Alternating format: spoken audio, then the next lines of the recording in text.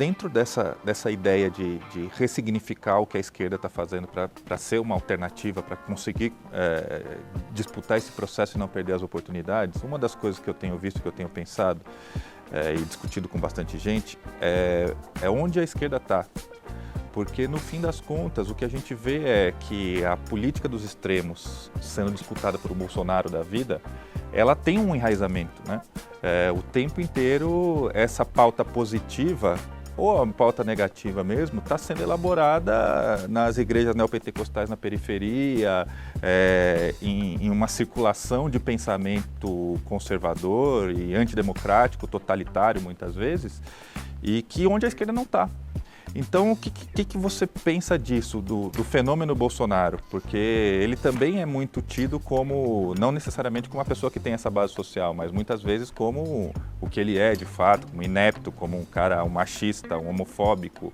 Mas o que eu vejo é que a força social dele está sendo difícil de derrubar, né? Não, é completamente previsível que alguém como ele aparecesse. Eu até diria que o problema não é nem ele, o problema é que vem depois. Depois é que vai ser um problema, porque ele ainda é tosco, entendeu? Então, quer dizer, ele é a figura um pouco da estupidez de setores da sociedade brasileira. Eles se identificam na sua estupidez. Só que tem aquele dado, quer dizer, eles conseguem se mobilizar, mas eles se mobilizam e eles têm um teto muito claro. O teto foi batido, entendeu? O teto é esse. Que não é nem 20% da população brasileira, 20% dos eleitores que estão dispostos a votar. Tá? Só que eles estão mais aguerridos porque agora eles se veem com direito de fala que eles nunca tiveram. Mas isso deve dar, no grosso, mais ou menos 10% da população brasileira. Né? O que, diz passagem, é completamente previsível. O mundo inteiro passa por um processo parecido. E o Brasil tem essa capacidade inacreditável de não conseguir se ver dentro do mundo. Né? Você pega em todos os países onde essa experiência da democracia liberal está fazendo água, você vai ter esse processo de extremização da política, porque você vai para os extremos. Entendeu? Só que em alguns ela foi só para um extremo, né? Porque o outro não conseguiu se organizar. Né? Em outros ela foi para dois extremos, criando uma certa balança. Né? Então, esse processo, é mais ou menos sempre esse número, é muito engraçado como isso meio se estabiliza, por volta de 20% dos eleitores. Né? São 20% dos eleitores é a quantidade de eleitores que a Marine Le Pen teve na França, certo? Que vários outros grupos de extrema-direita têm na Europa. Certo? Só que, ou eles conseguem às vezes se associar, né? Então eles ultrapassam o processo, ou eles modificam um pouco o seu discurso, por isso que eu falo que o problema vai ser o que vem depois, porque eles se dão conta que eles precisam modificar um pouco o seu discurso, dar uma versão um pouco mais humana, mas guardando todas as proposições mais brutais, certo? Mas aí aprendendo economia, por exemplo, né, que o outro é um... Quer dizer, o que a Marine Le Pen fez de passagem, né, ela apareceu com um discurso econômico que tinha laivos que se confundiam com o discurso da esquerda. O que, diga-se de passagem, é o clássico da extrema-direita. Né? Quer dizer, é puxar algumas coisas daqui e dali, criando uma certa ideia de assistência, certo? Mas sempre marcada com uma noção completamente paranoico-securitária de Estado, né?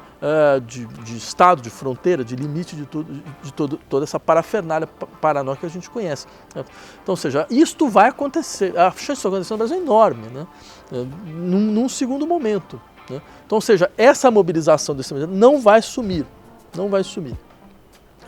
E o que acontece é que, se houvesse uma mobilização paralela no campo da esquerda, a discussão estaria em outro nível. Só que isso não ocorre. Por quê? Porque a esquerda se fragmentou.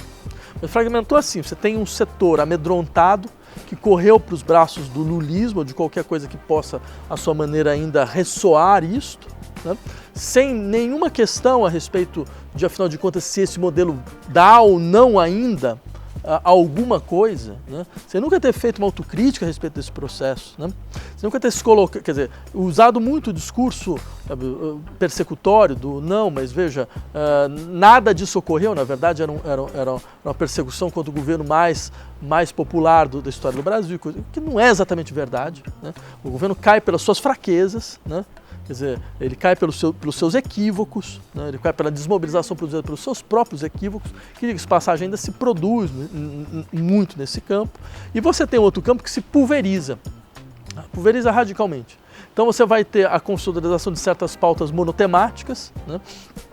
Que não conseguem entrar em constelação, né? Que elas vão sendo pautas onde grupos vão meio se aprisionando essas pautas, né? Impedindo que elas produzam uma circulação onde teriam todas essas pautas entrando dentro de um horizonte eu diria, de implicação genérica, ou seja, de implicação que pudesse implicar todo mundo, né? Então você não, ao contrário, você vai ter uma fragmentação muito autárquica, né? muito lógica de condomínio, nos seus piores momentos, certo? Que é uma pena, porque eram pautas absolutamente centrais, né? Que elas poderiam sim dar um impulso muito forte para uma reconstituição do que seria uma subjetividade política genérica agora, nesse momento, né? O que nos falta em larga medida. Então, quer dizer, você vai ter essa fragmentação e você vai ter muita energia completamente perdida. Então você tem mobilizações que colocam 100 mil pessoas na rua e aí desaparecem.